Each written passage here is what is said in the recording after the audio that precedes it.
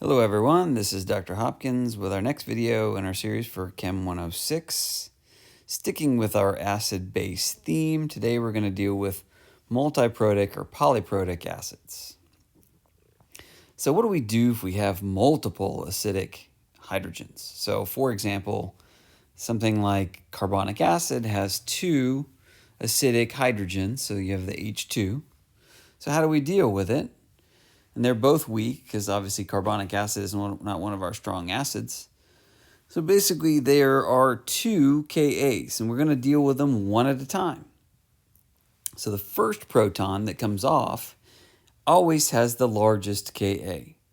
And then we're going to associate each of our protons with our acid conjugate base pair. That's very important that you learn how to do that. So Ka1 for this is 4.3 times 10 to the minus 7. That's our H2CO3 being the acid, HCO3 minus being our conjugate base. Ka2 is 4.7 times 10 to the minus 11. It's much weaker than the Ka1. And it's for the HCO3 minus going to CO3 2 minus as the conjugate base. So HCO3 minus is acting like the acid. So if we are just considering, if we put carbonic acid in solution, only the largest Ka contributes to the pH. So, and this is in general for everything that we do, so we only have to consider the largest Ka, assuming there's a big difference. So let's do the pH of a multiprotic acid. Let's determine the pH of a 0.1 molar H2CO3 solution. All right, so here we have our problem set up. So we've got our carbonic acid added to water. So the acid base, the conjugate base is HCO3 minus, and we get H3O plus. So our initial concentration was 0.1 molar. And then the water, we don't care, 0 and 0. We always start that way. And then we set up our algebra. So this is minus x plus x plus x. So those are both x. And this is 0.1 minus x. Now our K, so this is Ka1, which was, or is 4.3 times 10 to the minus 7. So it's not very large. Okay, and that's going to be our HCO3 minus, our H3O plus, over our H2CO3 concentration. So that is our equilibrium expression for 1.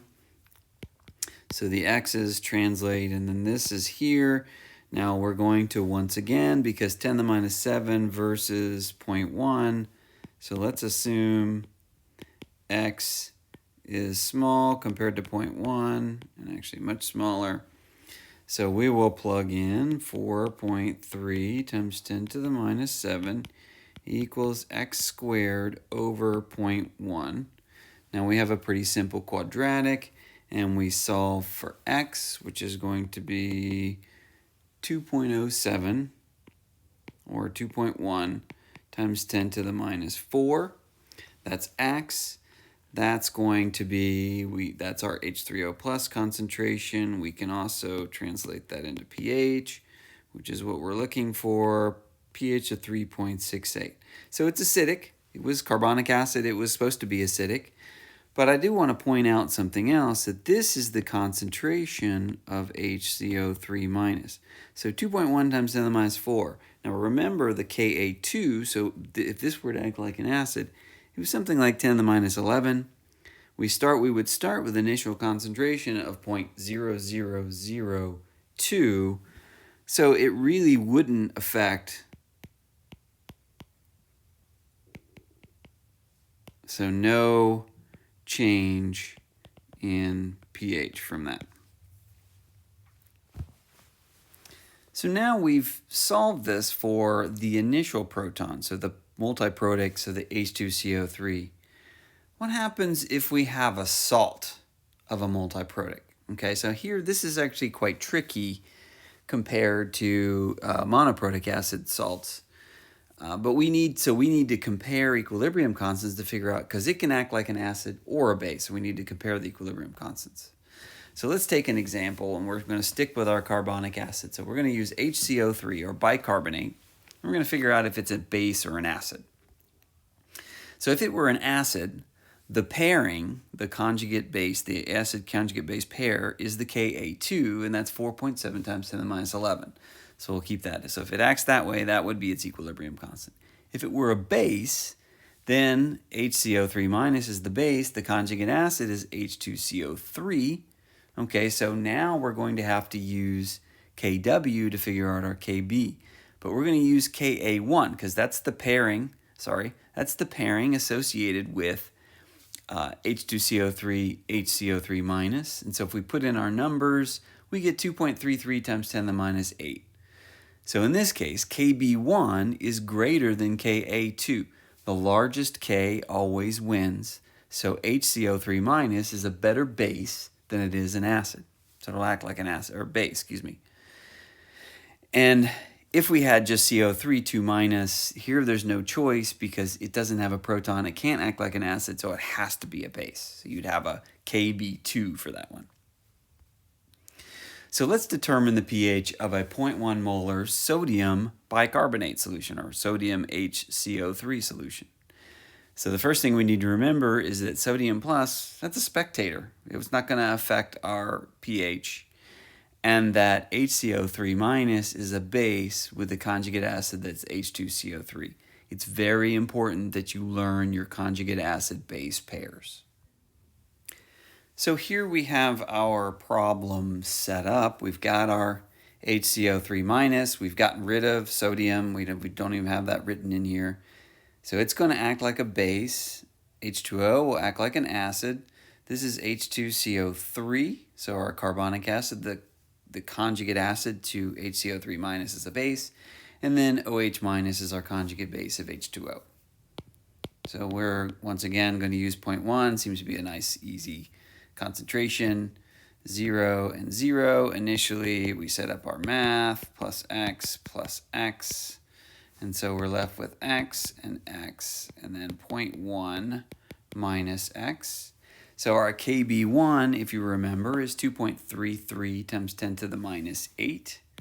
That's going to be our H2CO3, OH minus, over HCO3 minus. So here we plug them in. You'll notice 10 to the minus 8 versus 0.1. So once again, we're going to assume x is much less than 0.1. And so if we do that, we're left with the math. That's 2.33 times 10 to the minus 8 equals x squared over 0.1. And we can solve for x.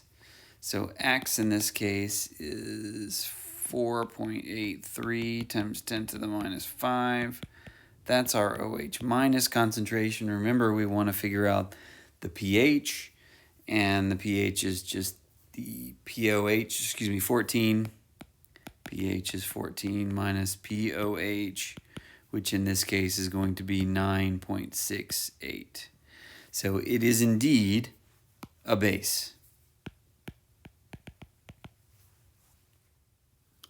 And lastly, we have our takeaways from this video. Basically, when we have multiprotic acids, the first proton is the strongest, and if we're just dealing with the acid, it's all we have to do the pH. Each additional proton is weaker, so if we had 3 or 4 protons, the fourth proton would be weaker than the third, and so forth. And if we want to know whether the salt is basic or acidic, we have to determine the Ka and Kb for the appropriate conjugate acid-base pairing of that particular salt, either acting like a base or an acid.